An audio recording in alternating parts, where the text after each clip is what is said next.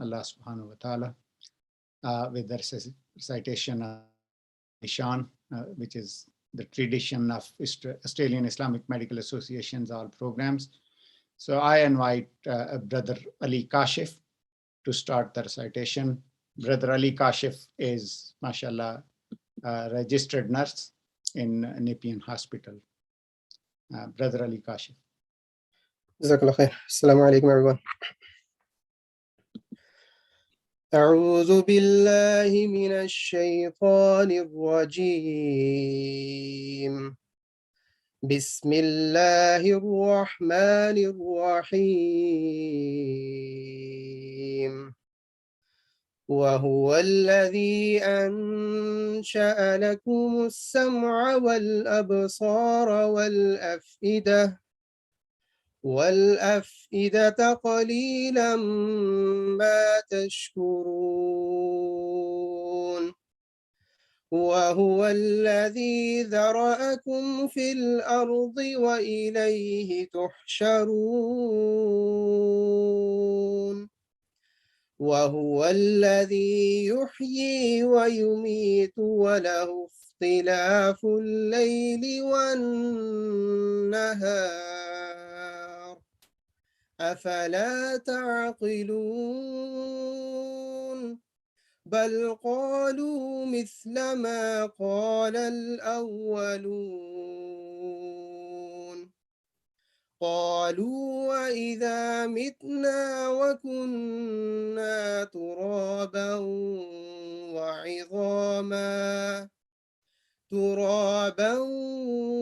وعظاما أئنا لمبعوثون. لقد وعدنا نحن وآباؤنا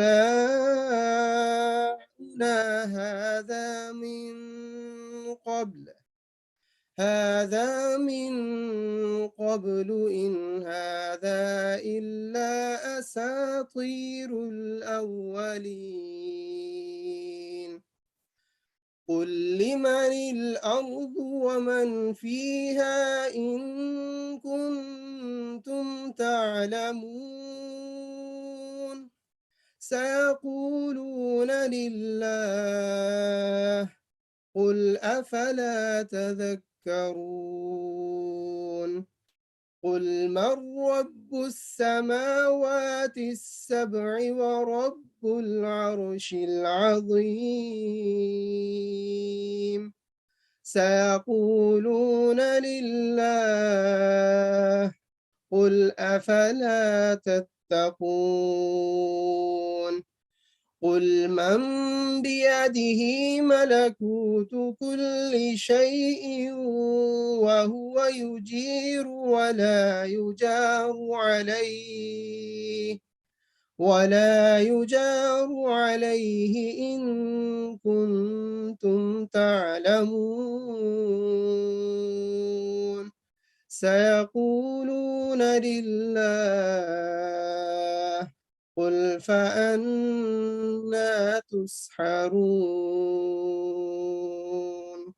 صدق الله العظيم. جزاكم الله خير.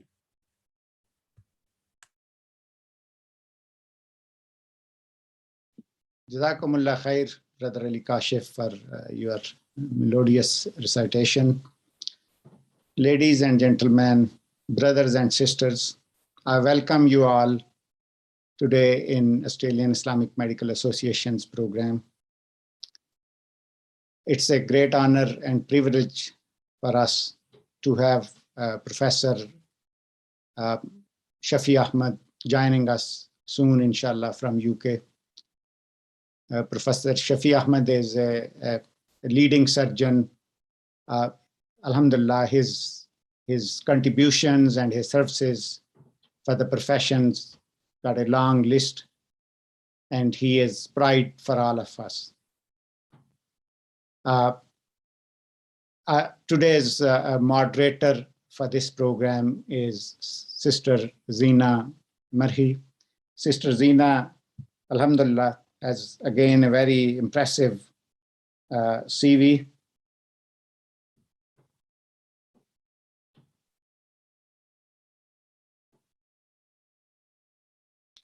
Sister Zina finished her Bachelor in Science from Lebanon in 1997 and moved to Australia.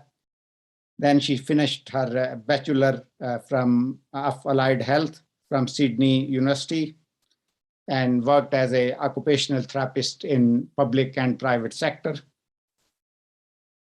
She went on to finish a Bachelor of Medicine and Surgery at the University of Sydney. And then she did a Master's of Reproductive Medicine from UNSW. She worked as a senior obstetric and gynecology registrar in Western Sydney hospitals. Currently, she is working as a CMO at Wagga Wagga Base Hospital. She is also working as an associate lecturer in UNSW School of Medicine. Sister Zina has a special passion, alhamdulillah, for community work and for relief work.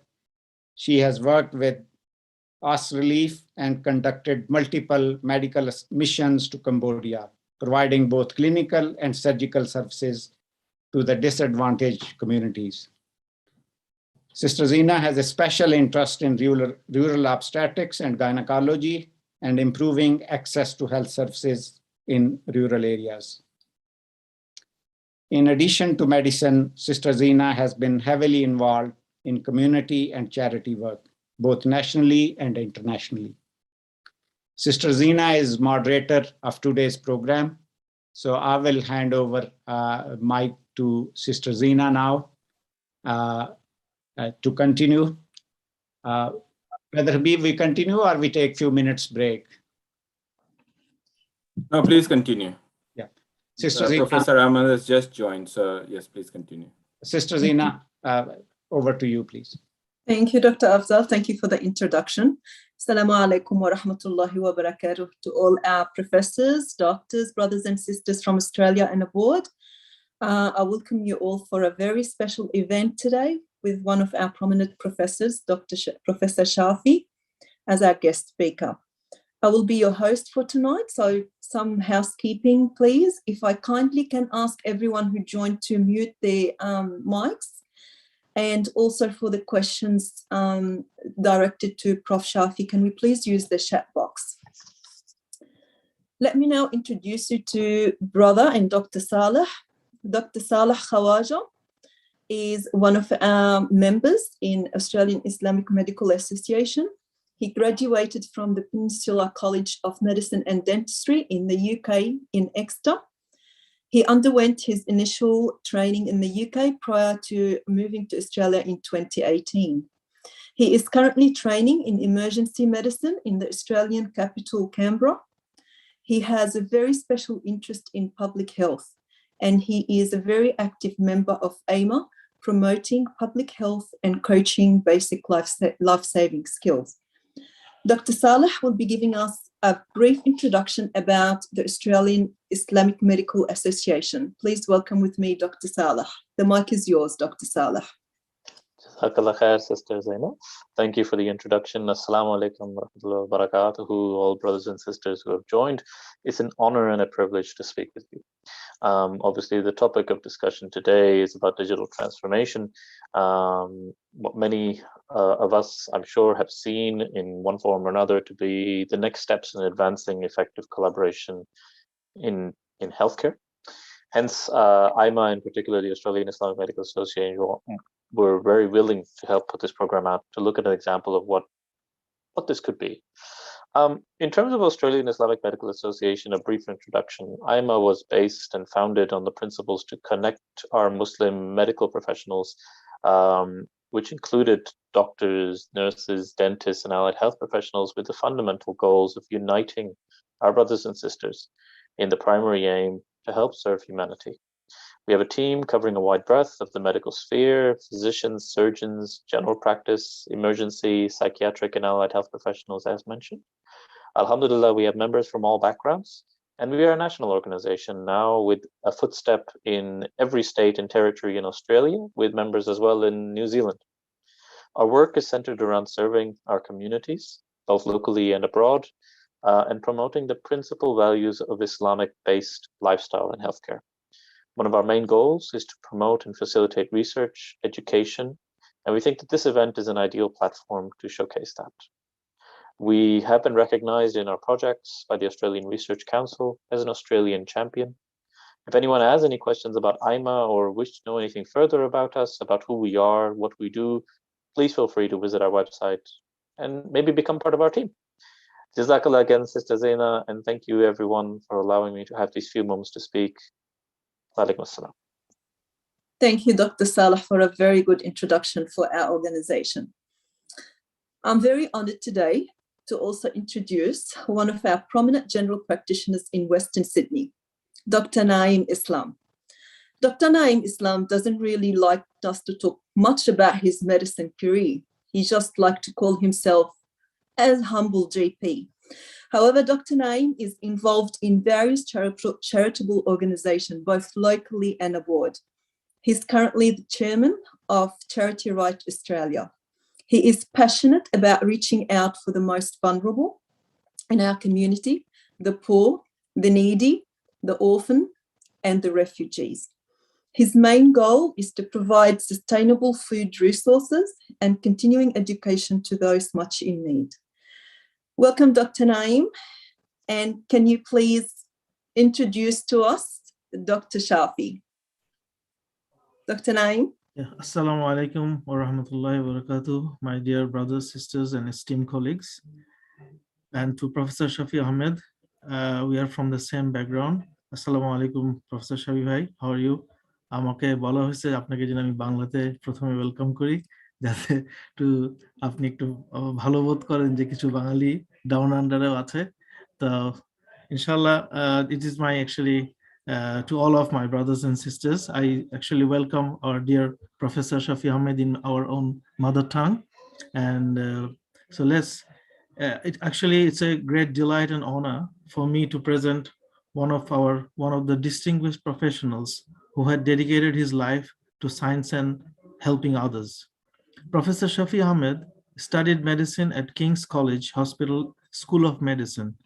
As the elected president of the Medical and Dental Society during his surgical training in London, he undertook research at the Royal London Hospital and Queen Mary University of London. In 2010, he obtained a PhD.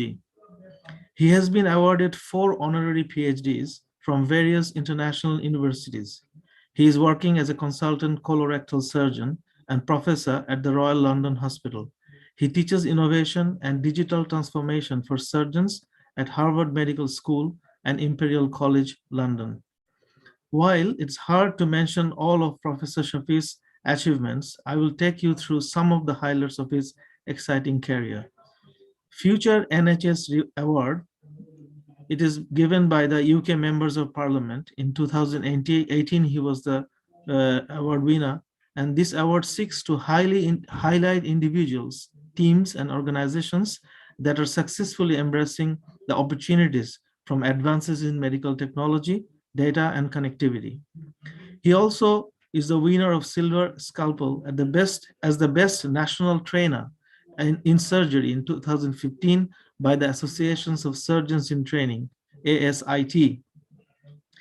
World's most watched surgeon streamed live operations using Google Glass, virtual reality, social media, or on national television on Operation Live, which was shortlisted for a BAFTA award in 2019. He is the Associated Editor, Technology and Innovation at the Annals of Royal College of Surgeons. Member, Editorial, Strategic Advisory Board for BMJ, the esteemed journal we all know about, BMJ's Innovations. Professor Shafi is TEDx and international speaker, delivered over 250 keynotes in over 30 countries on innovation, the future of healthcare, and digital transformation. Featured in over 400 newspapers, technical journals, and mainstream TV news channels, including Sky TV, BBC, ITV, BBC World, CNN, ABC, Al Jazeera, RT, China TV, CNBC, Forbes, Bloomberg, Time, Wired, Guardian, and The Times. And these are just a few aspects of our guest tonight. It's really been an honor to introduce such an illustrious person at his young age, who has become really a spotlight, sir, and for our future generations. Dear brothers and sisters and my colleagues, without any further delay, I present to you Professor Shafi Ahmed, who will talk to us tonight about the digital transformation of health. Here you are. Thank you very much. Jazakallah khair. Assalamu alaikum, everybody, and what a pleasure to be here. Thank you so much for the kind introduction, Naim.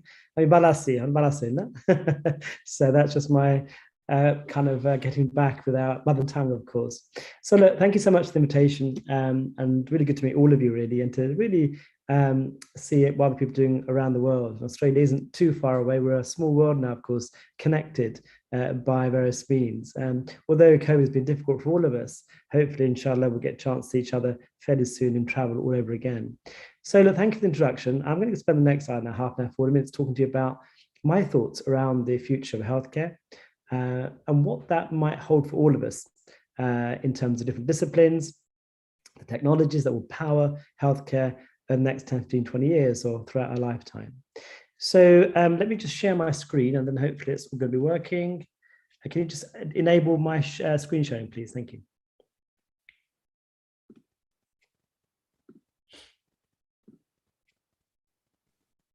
Dr. Kalun, you have to make him co-host, I think, for him to enable share screen.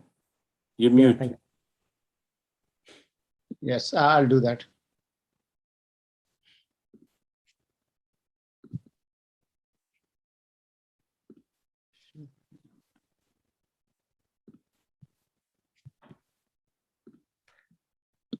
Okay, hopefully you can see that screen. Just say yes if you can. Yes. Yes. Thank you, Dr. Haveed. Great to see you, Dr. Haveed. Thanks for reaching out on LinkedIn. Thank you. Apologies, I'm late. We obviously had that miscommunication about the timings, but nonetheless, we're here. So good evening and good morning to people, of course, in the UK. So look, the future is going to be incredible. There's no question. We're living through amazing times. And I think COVID has accelerated our understanding of digital technologies and the way we brought them in at pace, changing the regulations, the framework, the technologies that underpin some of these new ways of working. So we're all now in a different place than we were, say, even 18 months ago.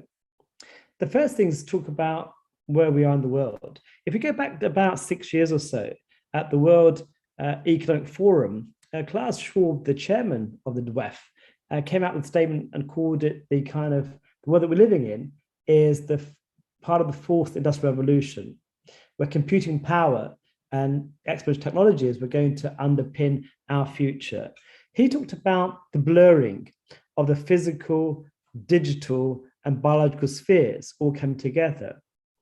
What we're looking at now is, where we are now is an inflection point for humanity.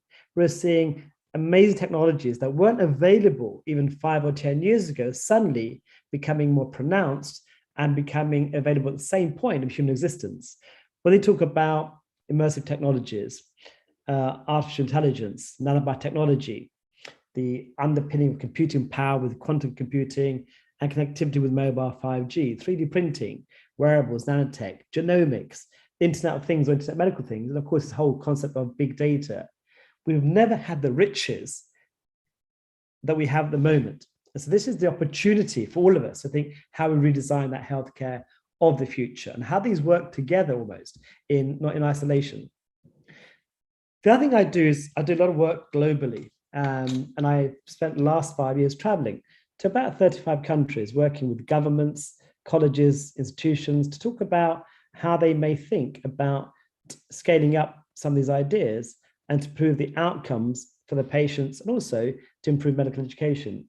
If you look at the World Health Report for 2030, this was back in 2015, of course, and it suggested that we were going to be short by about 15 million health workers across the world. We're seeing that now. People are leaving the profession. We're seeing changes in the way the workforce has been developing. So we're going to have a huge problem and burden for healthcare by 2030. My own profession of surgery as a colorectal surgeon and a cancer surgeon, we've seen the frailties of a surgical system around the world. The Lancet Commission 2015 predicted that about 2/3 of the population, so 5 billion people around the world, could not access what they called safe and affordable surgeries, simple operations that will improve morbidity and, of course, mortality. And we've seen, of course, during the pandemic, the inequalities of health compared to other parts of the world where many operations might be performed and how the COVID decimated surgical services. So that means we've got to think differently about the future. The WHO, of course, has now put out some recommendations around digital health interventions.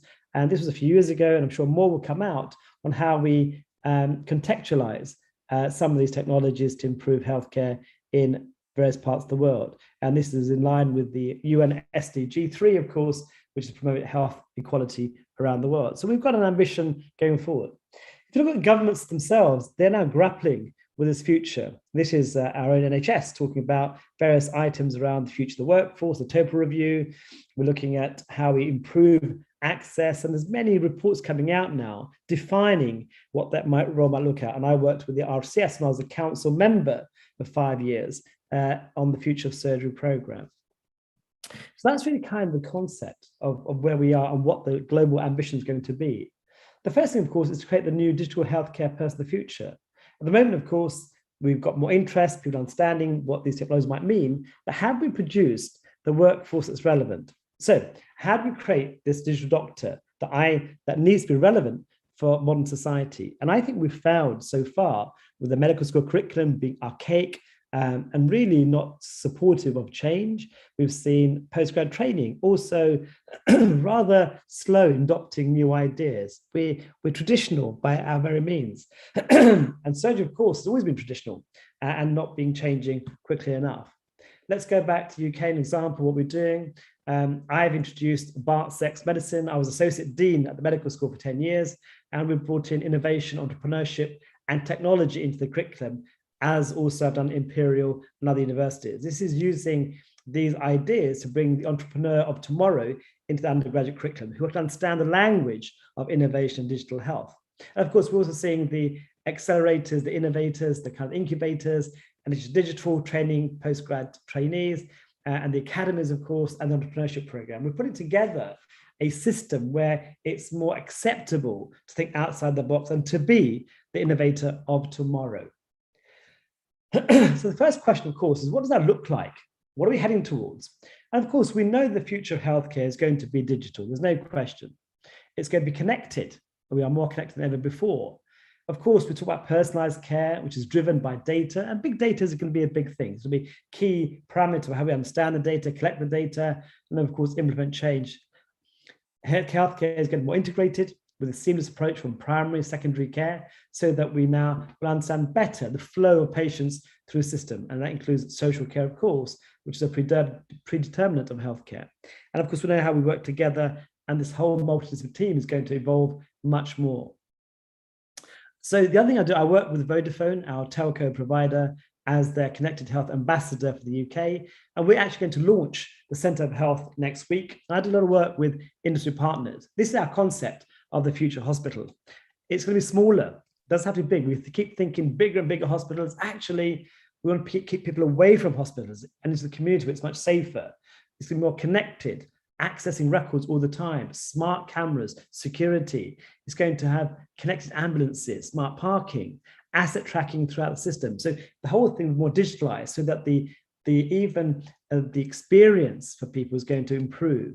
And of course, talk about experience, the UI and the UX, the user interface, user experience, has never been talked about in medicine. And actually what we're looking now is how we create something that's more interactive, with more space, with better way of flowing through the hospital. We've seen the outpatients change during the pandemic, less outpatient face-to-face appointments, more virtual. So we have to adopt different ways of working, allow people to access healthcare in a way that's safe, smart, and more efficient. And that's going to be a key part. But of course, what's really going to happen is care is going to the community. We want people to stay at home. During the pandemic, we've seen patients with diabetes or COPD, for example, being treated at home. They don't need to be in hospital. They might use remote monitors, for example, for diabetic and their sugar levels, or indeed COPD patients with their peak flows. We're going to have obviously connected devices so that we can connect on the virtual platforms, tracking them, of course, and to ensure patient safety even at home, with care at the home. So this is the direction of flow, a connected, integrated system that's going to be much more seamless and driven by hard data. If we look at patient experience, I mentioned the UX that we use in computing language. We know that the emphasis has to be prevention and lifestyle changes to prevent the outcomes that are worse, prevent admissions to hospital. We've seen total triage take off and telehealth. And within a few months of the pandemic, we saw telehealth was up by about 8,000%. That's dropped down now. Now we're back to face-to-face, but there has to be a hybrid model. We're seeing how chronic diseases change. Remember, the NHS, the budget of 100 billion, 60% of that budget is treating patients with chronic disease. So we can do better, we can save money, and we can use that same money more smartly. That's going to be key. There's no more money for healthcare. Actually, it's asked for us to work out how we use that money more smartly and more efficiently. Care's been more personalized. Of course, we'll talk about remote monitoring. If we go back a few years and talk about where we were, this is the futurist of 1924, talk about the radio doctor or diagnosis through a kind of mirror. But what they're talking about, of course, is telemedicine. 100 years before we really embraced it. We didn't really embrace it until the pandemic because we were forced to change. We're seeing now the rise of these visits across the world, lots of companies offering virtual visits that we all know about. Take it to the other extreme, go to China and Ping An insurance company, for example. They have a telemedicine platform, which is used by 300 million active users. Can you imagine? Scaling, using the technology to scale at the very limits of a population health. Population health is important. Large populations now migrate towards cities. How to ensure that the rural communities are also well served in this manner. Of course, if you look at the future, we may end up having cubicles. This is in China, and similar is happening in America. We can pop into a cubicle, no primary care facility required. You see a doctor, you have all your image, your vital parameters checked, like ECG, oxygen levels, or whatever. Then you with your smart card, you pop next door, and then you get your medicines and you walk home. So maybe buildings aren't necessary. Maybe we're thinking about kiosks or different kind of mobile areas, like mobile CTs we've been using for years. Maybe mobile access to doctors or healthcare workers is going to be the future. This is my future. This is what I've been doing for the last 5 years. I've been running clinics. This is on the left-hand side, you'll see my laptop connected to the electronic health record, Cerner Millennium at the hospital at Royal London, with my Attend Anywhere video software platform. So I'm seeing my surgical patients all remotely through video with real-time entry into the Cerner. And of course, I do my ward rounds. I've been doing it for 6 years, my ward rounds virtually from anywhere in the world with my Beam system. When I was doing it 6 years ago, people thought it was a bit weird and strange. Now they think it's great because COVID has allowed us to use these technologies. And I go around the ward with this, with my team, teaching and training and seeing patients. We can never be away from the hospital, and therefore we can use these technologies to be with our patients. Talk about remote monitoring and sensors. It's really exciting how we really using technology to monitor patients at their home or in the community. And this is from Time magazine saying that at some point we'll never be offline. Excuse me. What we're seeing is a whole plethora of devices coming out soon, whether it's the Profusa, a small device inserted under the skin to measure your oxygen levels or indeed your blood glucose. We're seeing nanobots, etc. And of course, the Apple Watch 6 has been used widely, measuring oxygen as well as the ECG looking for AF. So we're now seeing amazing technologies in terms of the ability to use sensors in various parts of the body. Of course, Libra system, you all know about it for diabetic type 1 patients with real-time monitoring. It's rolled out, and in the UK, we use it routinely for type 1 patients. But now we're moving on to the artificial pancreas. Now we've got funding for people to have artificial pancreases with remote monitoring. We see the LiveCore and other systems being used for AF in the community. And now we're moving to smart clothes, which we have to monitor your temperature, your pulse rate, your blood pressure, and all the parameters in real time. Good for athletes, but also good for people for rehabilitation or patients who have chronic disease at home that you want to manage going forward. So this is the idea. AI, of course, is much talked about, much lauded. And I talk about 3 parts of AI. It's the hype, the hope, and the reality. There's great hype, of course, before that it's going to solve all of the world's problems. And there's hope that we could actually achieve something more in healthcare. Actually, what we're seeing in 2021 is the reality. The kind of use cases are coming out that demonstrate the benefits of AI, but also the limitations of using deep machine learning in clinical practice. What we've seen now, of course, is the use cases. We've seen it in the COVID pandemic with the rapid deployment of the vaccines, of course, and now we're seeing new drug technology and biomarkers being utilized in AI. So it's diagnostics, drug discovery, We talk about chatbots, the interface between a patient and a healthcare system that's more efficient. And of course, talk about my own specialty of surgery and that AI is going to be used there.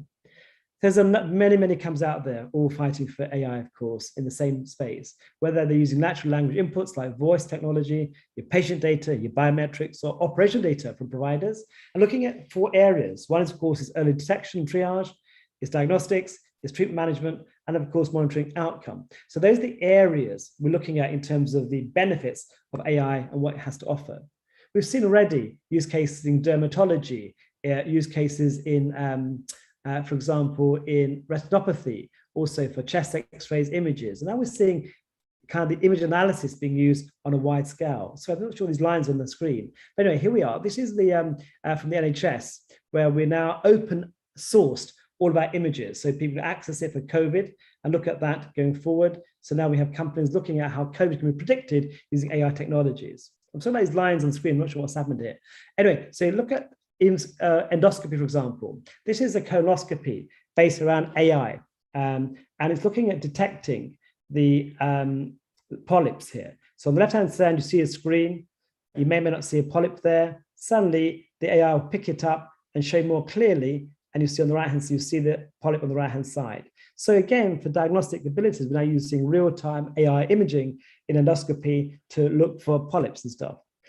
Chatbots, of course, has been really interesting rise in terms of how we interact with a chatbot, whether it's going to be using Ada, Babylon, or many others out there who are now using similar things. And these are like a triage tool, intelligent triage tool, which will communicate with a patient in that sense.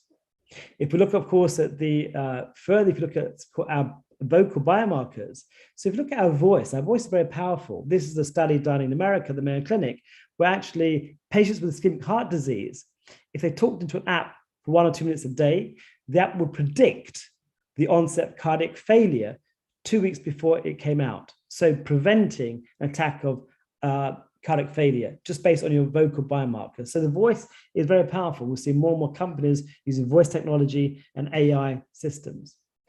So I have a number of companies I work in medtech, and one of the companies I'm non-exec director for is Medic Bleep. This is a messaging tool that we've replaced the Bleep with in a number of UK hospitals. We looked at how we could interact better, like WhatsApp, but safe, secure, with governance around it, with lots of tracking systems inside it, task management, and to help support doctors in real time, and nurses, of course. And we're the first company to embed a Bleep system, or say a Bleep replacement system with messaging in a UK hospital. And we also showed paper where we actually improved access and saved a valuable time for both doctors and nurses. So if we look at this next area of technology, it's called extended reality. And this is something that I've been involved with the past 6-7 years. And so if you look at extended reality, what does it mean? On the one hand, you have something called augmented reality. And that's where you have a glass in front of you that you can see out of, you can walk around, but you have overlays of information, rather like a jet fighter pilot. On the other side, you have virtual reality, which is completely embedded into a new world. We can't see the outside world. In the middle, you've got mixed reality. All those three combined, what we call extended reality. And I'll talk a little about holograms, avatars, which I've been using for a while now. If you go back to augmented reality, this is a concept of a glass being produced, of course. These are the kind of things we're seeing being coming out, overlaying information in real time. And you'll see in Facebook recently launched their smart glasses, and others are coming out. What we've got here is a number of glasses. As you can see, the form factor is getting better and better, more powerful devices. Some are connected, some are not connected. But the Google Glass, of course, changed everything. It was launched back in 2012. If we go back to the Google, this is augmented reality using a smartphone. This is medical education being taught and trained using this kind of technology. So here we are, you can see what's been going on, and you can see how you can use your phone as a device. The Android, of course, and has the AR core, and of course the Apple has the AR kit, both designed to allow you to do augmented reality platforms. We've seen this is my colleague Proximi, run by Nadine Harak-Haram, who's working on remote training using augmented reality. And they just raised about 40 million to increase and empower people around the world to do remote mentoring, remote teleproctoring, and training. A colic in there, and there might also be a vein a bit further lateral, but that's okay. You could just take them where they come. So this is remote work. So about virtual reality, let's talk about that going forward. VR is not new. There's a number of kind of devices out there that have been around since 1830. But of course, what's happened now is computing power has become so much more powerful now to allow us to adopt VR in a different way. And of course, they are improving readily. We're now seeing amazing devices that are mobile, that means they're untethered to a computer, have 6 degrees of freedom, motion tracking, eye tracking, etc. So we're seeing now this concept come through. We've seen it being used for phobias, anxieties, pain relief, even for women going through labor. There's some trials now showcasing that by giving VR therapy or VR distraction therapy, they can avoid the need for an epidural or open analgesia. We're seeing now used routinely for post-op pain. And so now we're seeing thousands of patients in clinical trials, whether it's in Cedars-Sinai in Los Angeles or indeed on Comfort from Belgium. We've got many, many patients now, thousands and thousands in clinical trials showing the benefit of VR therapy or VR medicine, as I call it. In the UK, we're looking at how we use VR for lung rehabilitation. And it's great for COVID patients who have got long COVID. We can use now VR to offer them rehabilitation services. So this is the kind of things we're working on at the moment. I've been working in the immersive tech world for 7 years now, and this is my own company, Medical Realities. What we created was a way of teaching and training in VR, which is now being rolled out across the UK and across the world. A new medium of learning where we can actually train people and actually allow people to navigate in a VR environment. This is a surgical operation, a lap code, for example. You can select the menu system in the VR. You can interact with it. You can go to the operating theatre. You can engage. You have exam assessment tools. And there's now a huge interest. Health Education England in the UK has now put forward £4 million to bring VR training across the UK. So we're really now highlighting the importance of immersive tech. And this is what the VU will get in the operative theatre. We're creating 360 degrees with hotspots and interactivity so that you can now learn, interact with that environment. It's not just about the learning towards the operation, it's also about simulation. So the idea is now simulation will change enormously with VR content. The old simulators cost tens of thousands of pounds. This will cost next to nothing, maybe a few $100s. So you can actually train yourself in VR, and you see the simulation. You can practice the CGI animation. This is a chest drain being inserted, which you can train, assess yourself. So OSCE-based training is going to move on as well. We're seeing it used now for orthopedic training in the US, also VR. And we're seeing now companies really revolutionizing the way we train the surgeons of the future using VR platforms. This is just a mechanism of learning. And we're seeing now the effects. PwC, my friends at PwC did a report, and they showed actually that VR training was much better. More engaged students, faster, more confident, more focused, and actually it's going to be much better in the future. If you look at mixed reality, this is mixed reality we're looking at. So these are devices like the HoloLens, or in fact, the Magic Leap. The Magic Leap 2 has just been announced. So these are devices that allow much better computing power. We call it spatial computing to allow yourself to see in that environment. These are kind of examples of mixed reality. This is where you have surgical planning involved using CTs and MRIs.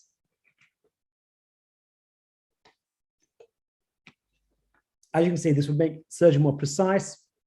This is my friends from Japan, Maki Sugimoto and HoloEyes. We can now pre-plan surgery in real time. It's getting better and better. The surgery of the future will be based on these kind of computer vision, mixed reality, and AI and data interventions. So I work with Vodafone as the Connected Health Ambassador. Some of that work we do is around smart ambulances, connected ambulances in the community. So this ambulance is connected to through a HoloLens 2, a mixed reality device connected to the 5G network, and the ambulance crew can real-time relay information back to the hospital to get valuable insights into treatment plans. So this is the kind of thing we're looking at rolling out as we speak across the network. As a teacher, I've often thought how we do things differently. I remember if you go back a few years, I did the world's first Google Glass operation, the world's first virtual reality operation, and the world's first holographic operation. These are all world first, pushing the boundary of what was possible. Because I always felt that being remote was ideal and we should not travel, but actually embrace technology. This is us last year during COVID. This is Bart's Medical School. And I was bringing students into a kind of a distance lecture, social distance lecture theatre, 70 at a time. I was on the ward with my mixed reality headset. That's osmosis. And so what's happened is that sometimes with this staple line by the pancreas, you get leaking of fluid, pancreatic fluid, and that's what you're seeing on the drain. And the drain helps evacuate it without accumulating again. So what we're seeing is me remotely training using 5G networks to a lecture theatre. Could be here, could be around the world. And it's a global thing that we're thinking about. Next, of course, is these avatars, holograms. So that's my avatar, the blue polygonal image. That's me in a virtual world. And you'll hear more about the world called the metaverse, we'll talk about in a moment. So this is where the real futures lies, okay? And you see this going forward. Of course, we want to, Captain Kirk actually just went to space a few weeks ago, didn't last week, with the Blue Origin team run by Jeff Bezos. And actually think about transporting yourself. We've seen during the pandemic where actually we've been limited by traveling. And so we've got to think differently. This was me. If you look here on the top left, I'll play that for you and put the volume up. Hi, everybody. Hi, Shafi.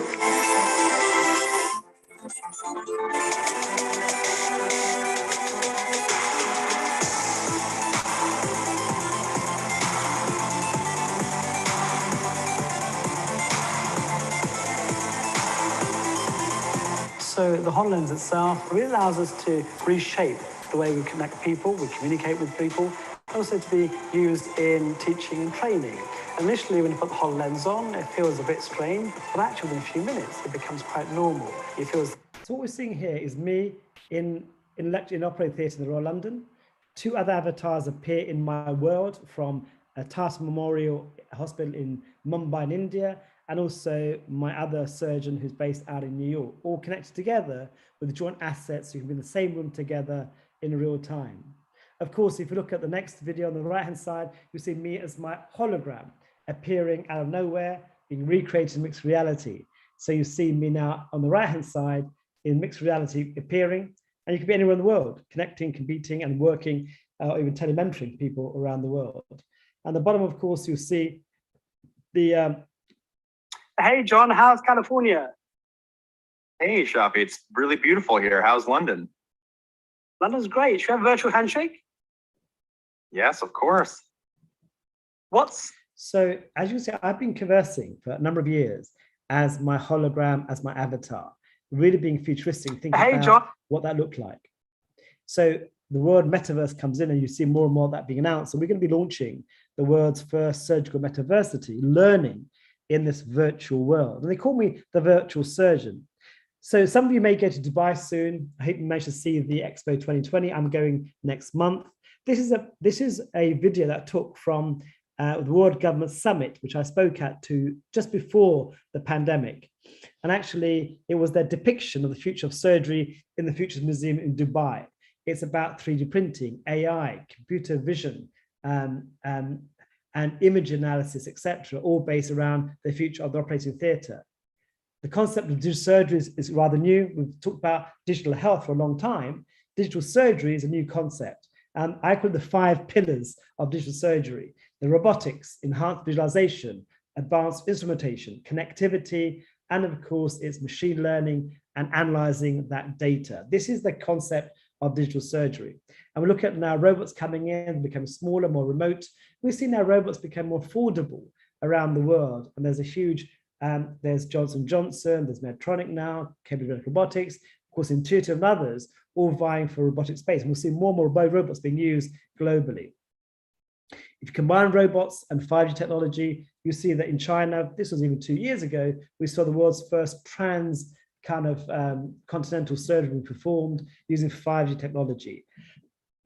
5G, remember, can download things at 1 or 2 gigabytes per second, and of course with a latency of 0.1 millisecond, which allows immediate recognition. There's no delay in the transmission.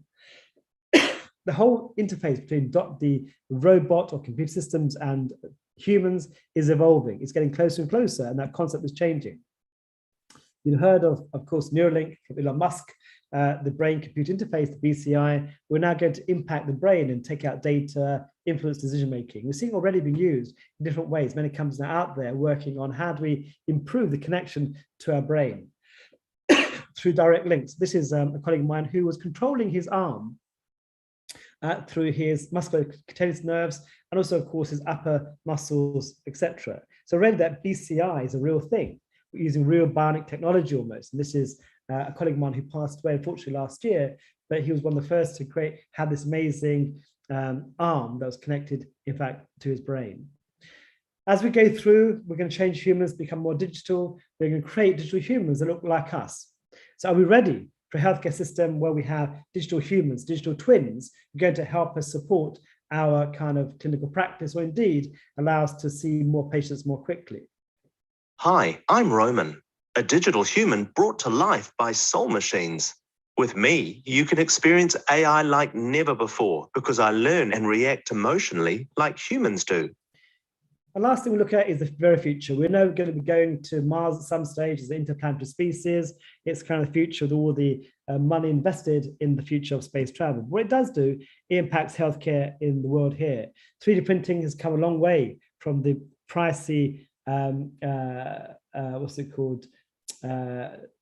platforms before to very cheap and affordable. We're seeing now this use of 3D printing for maxillofacial surgery, for orthopedic surgery to help support how we perform operations. But of course, they sent a 3D printer to space. This is a team called Made in Space a few years ago. Actually, they printed out devices that would help people in space, for example. So for example, one of the astronauts broke his finger and they produced a splint by 3D printing, and actually he carried on working. It's that kind of thinking that helps the remote areas in the world today that's made in space. We've seen the design of bioengineering and I guess reconstructing what bioengineering might be with its 3D printed kidney, 3D printed heart, and of course, skin. All these areas of transplantation might change the future. We don't need transplants anymore, but we create our own array of transplanted organs, etc. This is an exciting part of the future. To our transplants, of course, transplantation is changing. We're seeing now drones delivering goods around the world. And also now, this is in New York, where a donor heart was sent from one part of New York to the other for a transplant, much faster, much quicker. We're now seeing that also used in the UK and others to transport vital equipment. And we've seen that, of course, in parts of Africa and Asia. If we interact with people remotely, we'll see kind of avatars coming in so that we can see people connecting. So nice to meet you. So I'm Dr. We can see people connecting in different ways with people with a kind of resemblance of human being. Now we're using other things to transport people, paramilitary and paramedics, of course, around the world, whether it's using these kind of technologies as we go forward. So really, this was really a quick show and stopgap of the things that we've been thinking about, people at the forefront of innovation, and how they are going to think about how technology will make healthcare, I guess, more accessible, more affordable, and ultimately more equitable. That's kind of what we want to achieve. And I guess I'll leave with the last final quote. It's from William Gibson, an American-Canadian author who coins the term about the future. And I think realistically, the future is already here. And I guess part of our mission now is to persuade other people to innovate, to think differently outside the box, think how can you individually do things better. And I guess one of the key messages I'll leave you behind with is how you want to become a disruptor. If you think about exponential thinking, I'd love all of you to go away from today's talk and become exponential thinkers and not linear thinkers. Linear thinkers aren't changing very quickly. The world around us is changing at pace. So if I give you an example very quickly, if I said to all of you, let's take 30 linear steps together, we'd walk about 30 yards. You understand sequential steps. If I said to the audience now, let's take 30 exponential steps together, we've gone around the planet 26 times. That's the pace of change. That's what's happening around you. It's for us to adopt, assimilate, understand where that technology is driving us. If we go back in the past, of course, Islamic brothers from the past were innovative. I remember reading up about the history of Islam and medicine, and we've kind of had a hiatus for about 1,000 years, but we were really the pioneers of innovation in surgery, in medicine, and healthcare. And we've stopped short a little bit in the last 1,000 years. We need to use our joint understanding to ensure that we are also powering that healthcare service forward. I'll leave it there and I'm happy to take questions. Thank you. Mashallah, mashallah. Thank you, Prof. Shafi. We've definitely need to think outside the box. We thought we're pretty advanced here in Australia, but unfortunately we're way behind I've actually had the pleasure to operate with Prof. Chan at Liverpool Hospital and do robotic surgery in obs and gynae and gynae-onc, but we're nowhere close to what you have just described. We definitely need to think outside the box. I think there's a lot of advantages, especially here in our country, to use virtual technology, especially to connect rural health to mainstream hospital in Sydney and other states. Now, we're gonna look at the Q&A, and may I ask if Dr. Imran is still with us? I think he is. So can I ask Dr. Imran and Dr. Shakib to please help me scan the Q&A? And if anybody wants to raise their hand, we'll be more than welcome to take questions to address to Prof. Dr. Imran, would you like to start?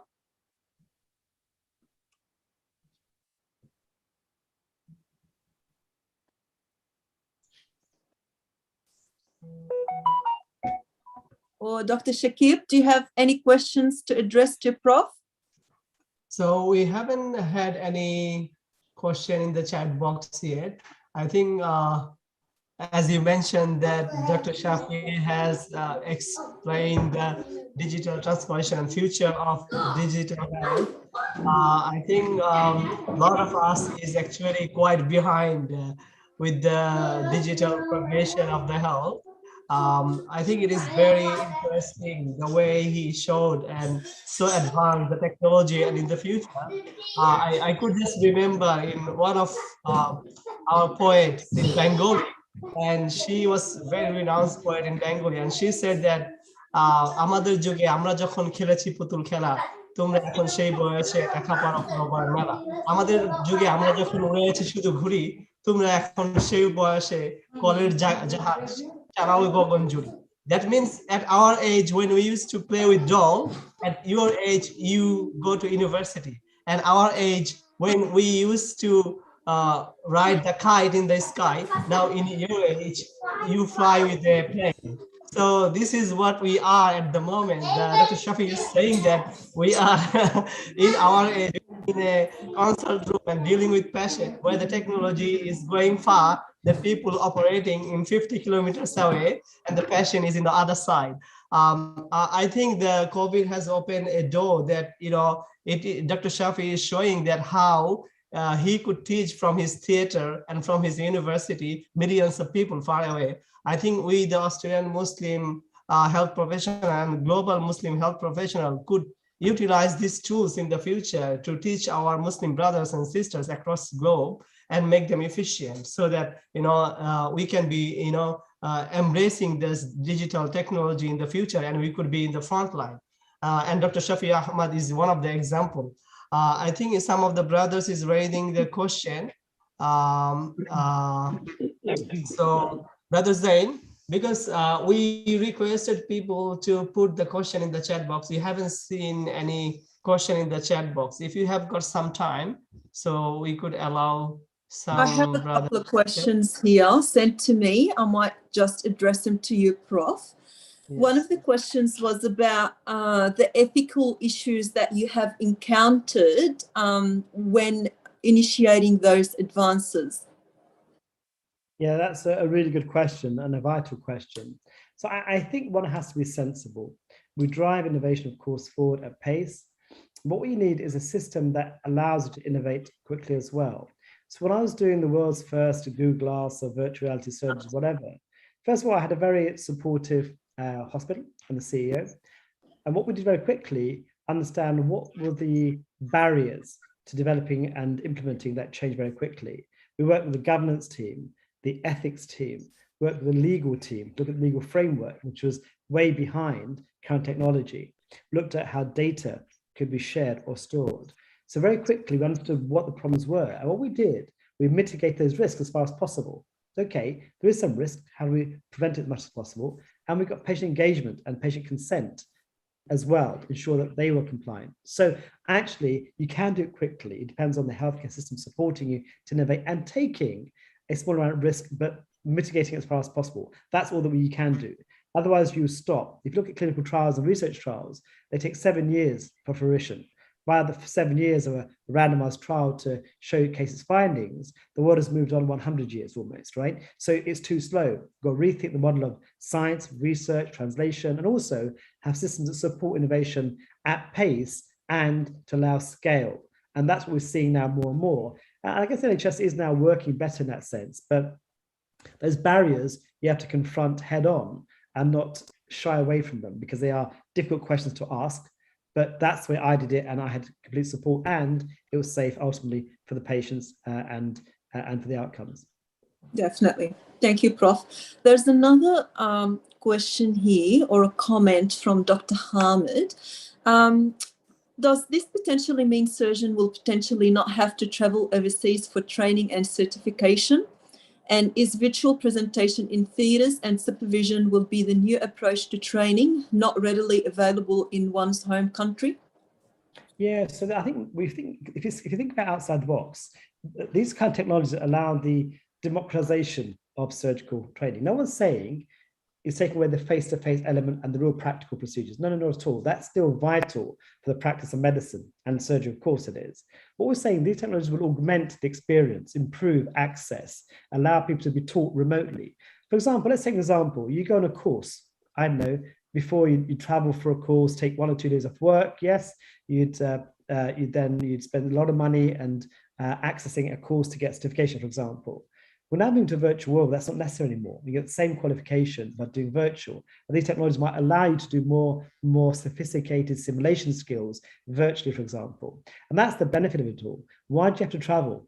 The other thing is about sharing knowledge. So one of my things I've been really strong on and keen on is how do I scale my knowledge? I've been really fortunate, alhamdulillah, to be in London, to have a good career so far with good experience. So how do I share my knowledge on a much wider scale? So using technologies, I've shared my experience with millions of people around the world, you know, who've just tuned in, watched me do a cancer operation or something else, help improve standards. I've traveled a lot. So I've done a lot of humanitarian work. I've spent 7 years in Gaza working on training, education, building cancer capacity in Gaza itself. And a lot of that I'll do remotely now. We do training. I took VR training into Gaza, and we do take some visits as well. So I think all these technologies augment, support, improve access. It's not replacing clinical work, and they'll make ultimately healthcare much better, because now we're going to be able to assess a surgeon's performance using AI and data. We'll be assessing the quality of the teamwork in the theatre itself. We've never had that data before. So now we're in a new world where we can actually be much more precise when things go wrong and reevaluate our techniques and ideas. So it's definitely a better place to be, of course. Definitely. Now, you've mentioned your project in training doctors in Gaza, Prof. Would you be able to tell us a bit more about it and whether you have any plans to expand that project to other countries? Yeah, of course. So the story was I was invited to go to Gaza after the war in 2014 by the Ministry of Health and a charity organization called Medicaid for Palestinians. So I went to West Bank, I went to Gaza for about a week and a half. I wrote a plan of what I think was necessary to improve surgical training, improving cancer training across both West Bank and Gaza. And alhamdulillah, they were very fortunate. I got a grant of £1 million to implement that change over the last 7 years. So for the first 3 years, we did programs of train the trainers. We did laparoscopic skills, and we did basic surgical training. And we implemented those changes so they were now self-sufficient and trained themselves by building capacity within the Gaza hospitals. The next step was to improve cancer work. So for colorectal cancer, we took teams over to operate, live stream, training the senior surgeons and also the junior surgeons who are going to be the next leaders of Gaza healthcare. And we create virtual MDTs, cancer MDTs, and build capacity. So we've done over 50 to 100 operations now with a local faculty there, giving them the support. My view is all about building structure, supporting from afar, but it has to be self-sufficient. And that's been my model for the last 7 years. Alhamdulillah, it's been very successful. Now we couldn't go last year, 18 months because of the pandemic, plan on going next year again, starting our travels. And there's a cancer conference coming up, which I'll have to share the link with you, to look at how breast cancer, colorectal cancer is now being completely changed in Gaza to build the capacity within that country itself. So I think it's been very successful. Please do come to the conference in a couple of weeks' time. and see what the brothers are doing there, of course, brothers doing in Gaza. MashaAllah, Jazakallahu khairan. This is amazing. Yeah, no, so it's one of those things. I think we've been very fortunate, and I was in a position where I could impact and lead those projects. And then we want to build a cancer hospital. So there's a Turkish hospital that's been built about, I don't know, 5 years ago, but it's empty, never being used because they didn't have the money to actually staff it and make it work. Beautiful hospital. And so that's in central Gaza City.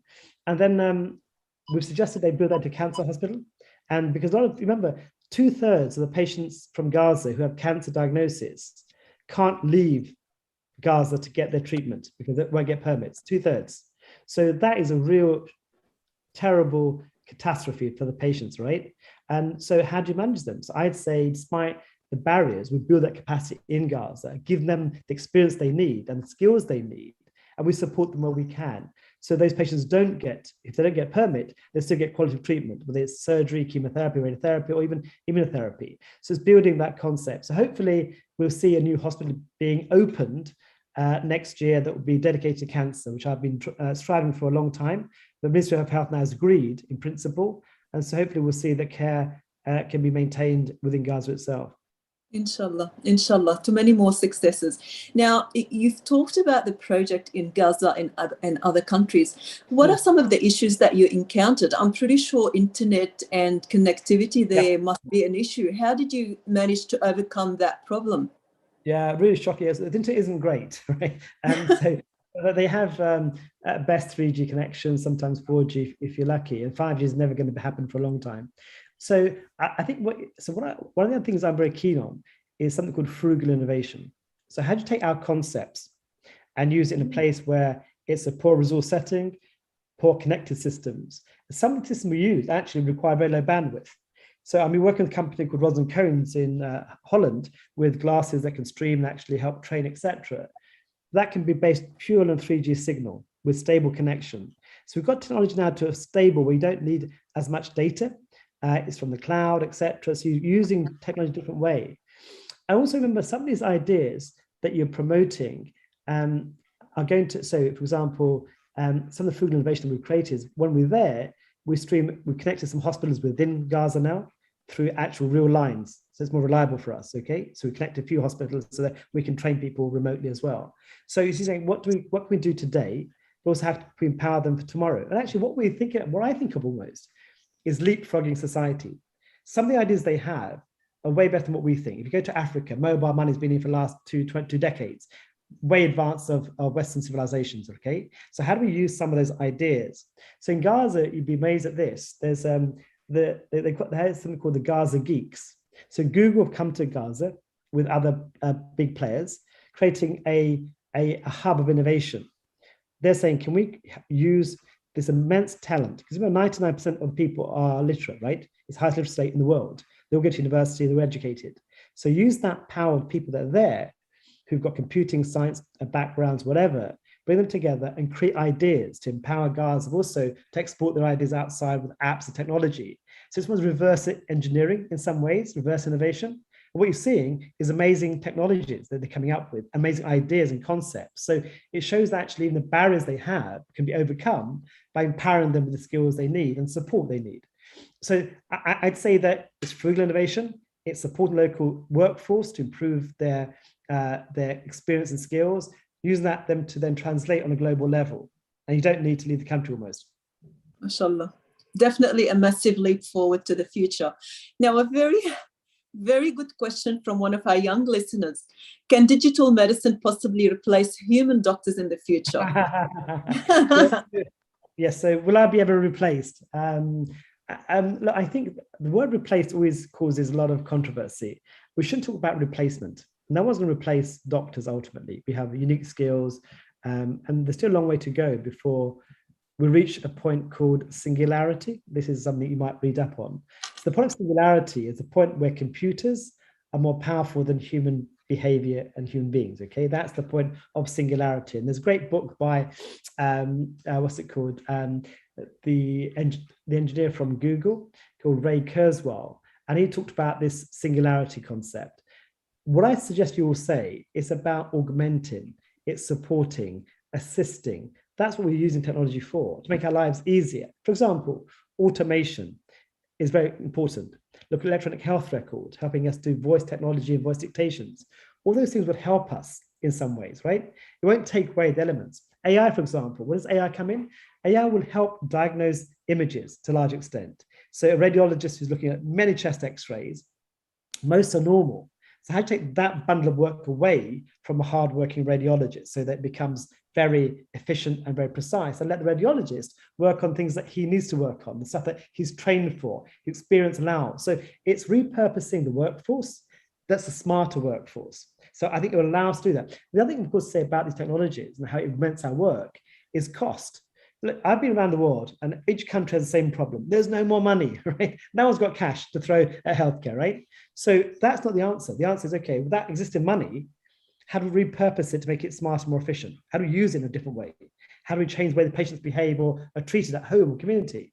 So that's where technology comes into it, assisting the healthcare infrastructure, supporting us as individuals in healthcare. So replacing is a word I would never use. And I would say we're really augmenting, supporting, improving our clinical care. And that's what we need, of course. Definitely the right approach. Now, I'm getting a lot of questions. I'll try to go through them all. Now, we haven't talked about the cost, Prof. When do we expect digital medicine to become affordable and a bit cheaper than what it is now? Okay, so now is the answer. So I'll tell you why. 18 months ago, I'm pretty sure everyone in this room were not doing video consultations. It wasn't even their mindset. Okay, never thought about it, wasn't part of it, we're not interested. Suddenly, you will become experts on video technology, all right? Whether it's Zoom, Teams, or whatever you're using, all right? So that's changed. And what's now happened? That's been reimbursed. Suddenly, it's changed the way the tariff is placed. And it's simple, cheap technology has been there for a long time. Now we're using it. So that's the first thing I would say. Secondly, we do have to be understanding how we reimburse technologies. That's going to be the key. Usually at the beginning, there's a capital investment required. Yeah, if it's like a robot or something else, it's capital expenditure. And then, of course, the cost comes down. There's always a curve where the cost comes down. What we're seeing now, of course, is cost becoming cheaper and cheaper. Whether it's using a workforce around the world, IT experts, whatever, we're using cheap technologies now that can be scaled very quickly. So the cost isn't as much as you think it's going to be. So, and of course, as time goes on, the costs come down. But if you look at healthcare, how it's changing from face-to-face to remote, that money also needs to move in that direction. So repurposing the expenditure required for a healthcare system of 2019 to 2022. What does that look like? What does that relationship look like in terms of integrated healthcare systems, how we obtain healthcare, what's the first point of contact? So it's that now we need to grapple with. No one's got the answers or solutions, but it's happening. But I think what will happen, it will make healthcare more affordable, much more cheaper going forward, because technology can scale very quickly. And that's the key. Excellent. Another really good question, Prof. We've talked about technology and moving forward. What about clinical skills? Now, I guess if you're having a consultation, which we're doing a lot of telehealth at the moment here, especially in primary care, what about examining a patient as per se? Now, you've talked about robots and avatars. These sensory modalities, how can we overcome that? So look, I don't think we need to overcome that. So our basic tenet of medicine at the moment, for the foreseeable future, is still face-to-face clinical contact. No one's saying you replace it. So clinical skills, for example, your hand skills, you're looking, seeing a patient face-to-face, examining them, abdominal examination, whatever. That's still fundamental of who we are. There's no question. But you can augment and improve it. Yeah, and you can shorten training, improve training. That's the key. And as I said before, all these are supporting these ideas. So do we have to examine every single patient? Of course we don't, right? An AI system could, for example, look at a cough or take symptoms or triage and allow you to work out which ones are relevant or not, for example, right? I'll ask you how many chest examinations that you've done, patient with cough has revealed anything, okay? I'd say very few, right? You do the same thing based on the history, based on the symptoms and the story, okay, in terms of referral. So that can be managed in a different way. In terms of training, let's take example last year. At medical school, our clinical students were having no face-to-face teaching. They're all at home virtual, okay? So suddenly you're saying, actually, face-to-face wasn't working. We had to think differently. So our students were getting this remote training, at least helping them understand clinical skills, all right, and experiencing it in spite of the pandemic. If we didn't have those availability, they'd be at home doing no work for a whole year because we've stopped them from working. So there was an opportunity to think differently. And another thing about medical school curriculum, I'd like to add to this, is that it's so archaic. So you and I have all gone to medical school, and medical school is still 5 or 6 years training, right? It's still largely based around the basic sciences and clinical work, right? But why does it train 5, 6, why does it take 5 or 6 years to train a doctor? Why can't it train in 4 years, 3.5, 4.5? No one's ever thought about changing the framework. They need to learn as much as before. Do we need to train them into innovation in digital health and technologies and entrepreneurship? Because that's what they live in. So we can't change, the curriculum hasn't changed, but yet the world is changing very rapidly. And medical school and undergrad training is really slow in adopting that. That's nothing we need to change to create those doctors that we're saying need telemedicine, right? We need to understand these ideas we're talking about. So it needs complete change from the ground up for a new way of thinking. And that's what I've been doing at Bart's, Imperial X, at Bradford, at Harvard, and other places. Say, look, you've got to think differently and challenge the dogma and tradition of education. Excellent. I have a very interesting question here about allied health. Prof, how do you see allied health professional contributing to the world of digital health? Yeah, very important. So look, I mentioned one of the key parameters of MDT. It's about this new workforce. Yeah. So let's take an example. I showed the Lancet Commission with this report back in 2015, saying that we need about 3 million extra surgeons, anesthetists, or healthcare workers just to have surgery that's going to be equitable, right? So we don't have 3 more million surgeons, right? They're not going to be trained in the next 10 years.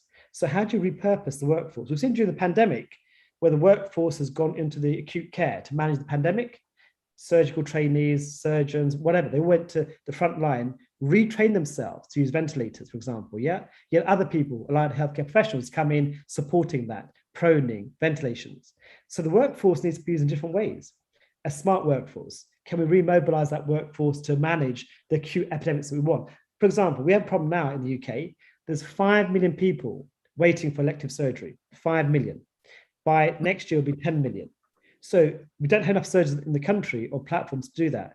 Can we retrain the workforce to differently? Can we send some of that stuff done by other people? I've always said, you know, if you look at China back in the 2 decades ago, a lot of the microvascular operations were done by 16-year-old girls because they had nimble fingers that came into anastomosis. Do we need to train people for 15, 20 years to drain an abscess or do a hernia? Could we do something differently? Get some of the people as technicians, like endoscopists now, nurse endoscopists are coming in, okay? Absolutely, it makes sense. So also it upskills them. They are more ingrained in the healthcare system. So my question is, how do we use that smart workforce? And the workforce is changing. Workforce doesn't want to work 30 years in one profession anymore. They want to have what's called a portfolio career. They want to change. And human behavior suggests every 5 to 10 years, you to upskill, change, look at something different. What we created is a workforce that's disenfranchised because you get to the career, but how do you sustain that interest for 30 years and keep going without empowering yourself to think differently? So 2 things come to mind. John Scully, who's the ex-CEO of Apple, was a friend of mine, and he used to say that as CEO of Apple, he used to keep doing different things every 5 to 10 years. He just got bored. He needed to do something differently, etc. And our workforce in the healthcare also need to change every 5 or 10 years to embrace that change. So that's what I'm saying to you. In fact, even look at me. Now I'm kind of got to the top of my profession. I've now gone into more health tech, innovation, global health work. I keep transitioning from different parts. That keeps me interested and keeps me in healthcare. So that's kind of, and the young people will tell you, the young population is they're not going to work 30 years like you and I. They're not interested. They're going to work differently. So do we have a healthcare system that supports that different kind of working, part-time working, remote working? Have we managed that yet? We haven't. So we're driven by where the demand's going to be in the future. And the youngsters are changing the way we're going to think about creating jobs for tomorrow. The jobs aren't suitable and they're not relevant that we advertise today for people coming in. And that's why they're leaving in their droves. Exactly. And I know for a fact that, for example, here in Australia, physiotherapy courses have moved way ahead with using technology in preparing their students for the workforce. So we're moving forward, hopefully, but not as quick as we should be. Now, there's another question about how do you see digital health helping us living with COVID? Moving forward, your thoughts and opinion, please, Prof. Especially with long COVID, Prof.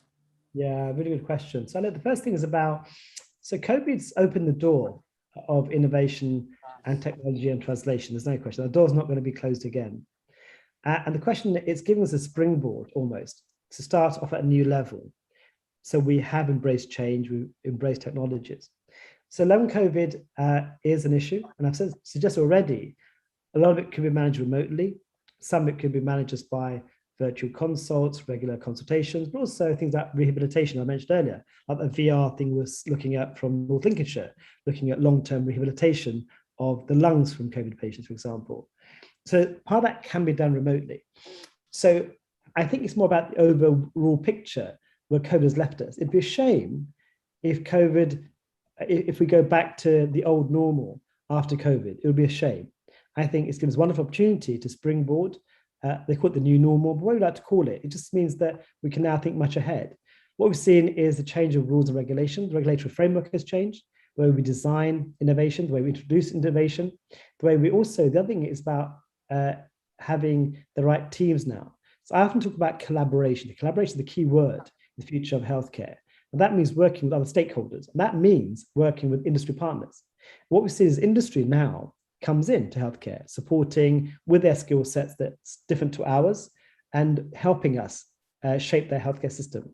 I'd love to see more and more of that integration, more industry partners coming in to support. Before there were barriers that people were scared of having outside companies coming in, I'd embrace it because what they create is a new way of thinking. So when I'm doing these innovation kind of courses I run, we bring teams together. You know, we run Dragon's Den pitches, we run hackathons, try and bring people from IT, engineering, from medicine background to work together to collaborate to see what that future looks like. I'm hoping that's going to be the same as we go forward. And also the government's also changing their ways of thinking around COVID. There's more money available, first thing, more money being thrown at healthcare for digital technologies, for translation. So the money's there. They've changed the policies, they've changed the framework for you. They're supporting people. And it'd be a shame if we as medical doctors or healthcare workers weren't up to that challenge to embrace that change as well, to offer innovation. And last thing I'd like to say is that how do we bring innovation to the heart of an organization? At the moment, we are literally based around outcomes, numbers of patients seen, crude metrics about how you're performing. What about if we said to you, okay, how can we help you innovate in your practice? What can we do to support you? What change would you like to make? And there's funding available for you. That's the story that we need to get to, where each of you are individually empowered to innovate or change. Innovation is not about technology. Innovation is about change, improving, redesigning, rethinking, reforming. And we don't do enough of that because we're so pressurized in our work, we don't get time. So back to long COVID patients, this is all part of that long COVID strategy. This allowed us to do this, I think. Mashallah, mashallah, definitely lots of food for thought. There's two brothers who have their hands up. I might ask Dr.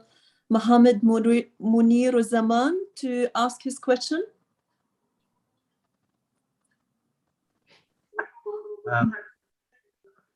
Thank you for the opportunity. It's a great talk, Professor Ahmed. I'm in Adelaide in South Australia. I deal with lots of, I work with our Aboriginal people and both in the city as well as in the extreme remote areas. So I'm in primary care, I'm a general practitioner. So from obviously you mentioned lots of high end of the technology, how we can embrace this technology in primary care so that we can better support like a tertiary system. You mentioned about small hospitals. I think the concept is great.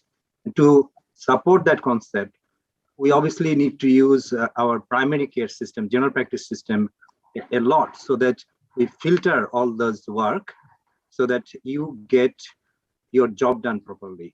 So my sort of question or basically, I'm asking your ideas how these technologies can be used in primary care. Okay, so that's a really great question. I think you mentioned you work in rural communities, the Aboriginal communities and stuff, and that's kind of where I think a lot of these technologies will be best served. We talked about earlier about frugal innovation, requiring low bandwidth, low connectivity. We looked at how mobile phone technology can offer some of these solutions, whether it's app-based or whatever. And so I think in terms of connecting people, that's going to be the key. So a few parameters I mentioned before. One was connected telehealth triage. That's completely obvious, simple answer of a solution using maybe chatbots and triage systems and perhaps some virtual consults. That's one way, simple.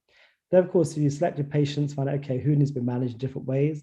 Remote sensors aren't particularly expensive anymore and became more and more affordable. How do we help support patients in the community much better?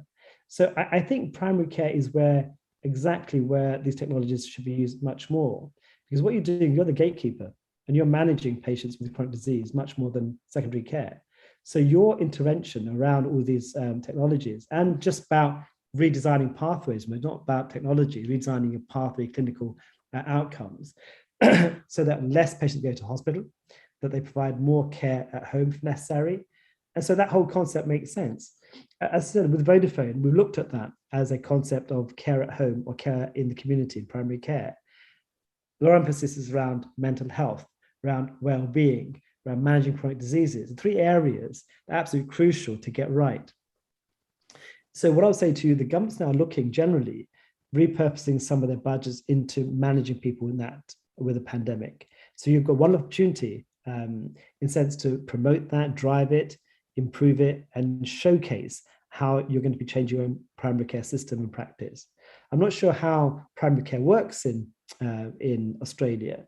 In the UK, of course, we go into what's called integrated care systems, where we're connecting more of these organizations together to allow that new way of working. So I'd say absolute primary care is the focus. It has to be remote care well-being, and the technologies that are available aren't particularly expensive. But what you also do is redesigning pathways for them. So it's a bit of everything. So I've got a colleague who works in West London here, and he's the head of innovation in primary care. He's a lot of these ideas and the Apple concept of working in primary care and bring innovation into a community in West London that's quite poor generally and less resourced. So I'd love to share that's a much bigger question and decision to talk about. I'm happy to talk offline about that. But absolutely, that's where I think a lot of these ideas will have maximum benefit. Excellent.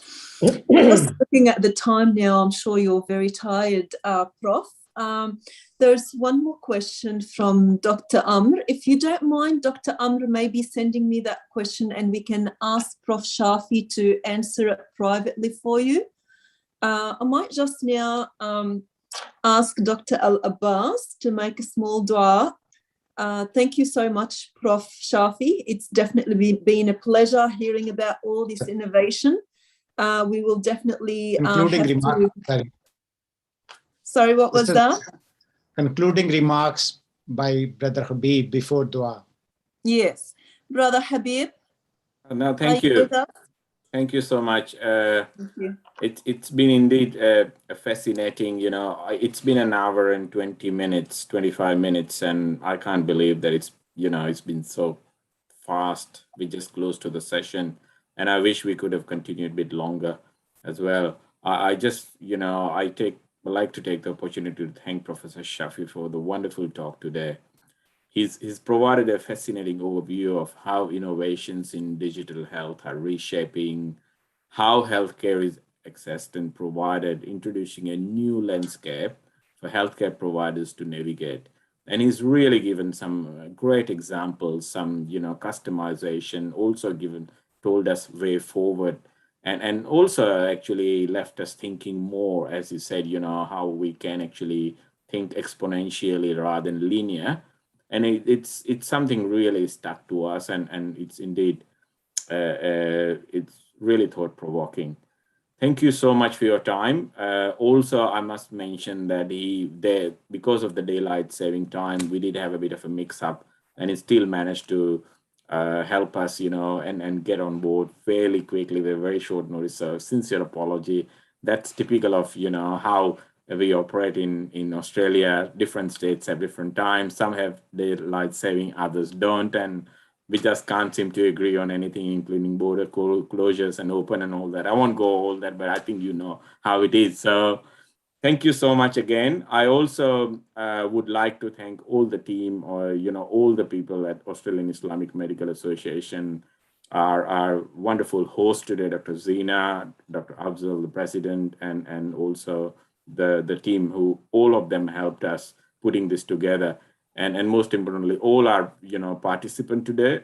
It's a Saturday evening, first week after the freedom, after 5 months. And I think everybody wanted to have a dinner or something out, and still we have quite a large number. So I think it just now make us realize that why is it a bit less than we might have thought, but it's still great numbers.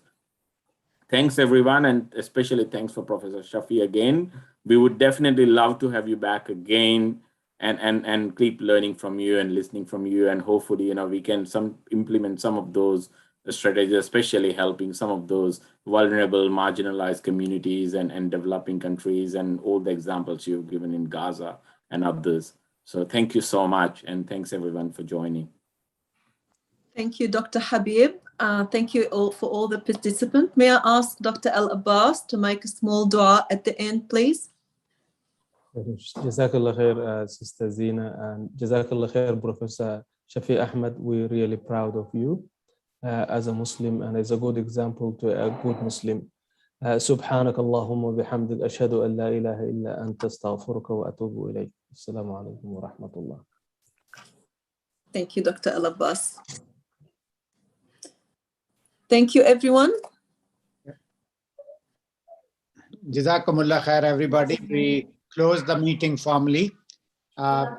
AIMA members can stay behind if we will have a quick review and just the informal discussion. But those who need to go, they are most welcome to leave. I'll ask Brother Asif Raza to take over this part of review. Brother Asif, you still around? Thank you very much, Dr. Afzal. Thank you very much for that. It was really a wonderful evening, wonderful presentation, and definitely food for thought for all of us. And thank you very much, Dr. Zina, for conducting this meeting. You kept everything in check, mashallah. Jazakallah khair. Thank you very much for all that. And Dr. Habib, again, mashallah, well-conducted meeting. I know that a lot of hard work went into that meeting, organizing everything, but I thought it was just a spot on. Few things which are not in our control, of course. We never expected when we organized this meeting that we will be free. And then, subhanAllah, the first weekend when we are free, the large number of people registered, but obviously, probably they chose to enjoy the family time rather than coming into this scientific meeting. For this purpose, we just wanted to have a quick review, quick maybe a debriefing. Dr. Zina, do you have to say anything in terms of all of it? Still there, I think there's still members around or not. I don't know whether do you want to have just with the team or there's still 20 plus. Oh, yes. Okay. I thought probably Dr. Afzal requested everyone who are non-AIMA members, yes, please, if they can, because the meeting is closed. So I will request non-AIMA members to please log off. It is just the AIMA members review and debriefing. Thank you very much. And can we, thank you.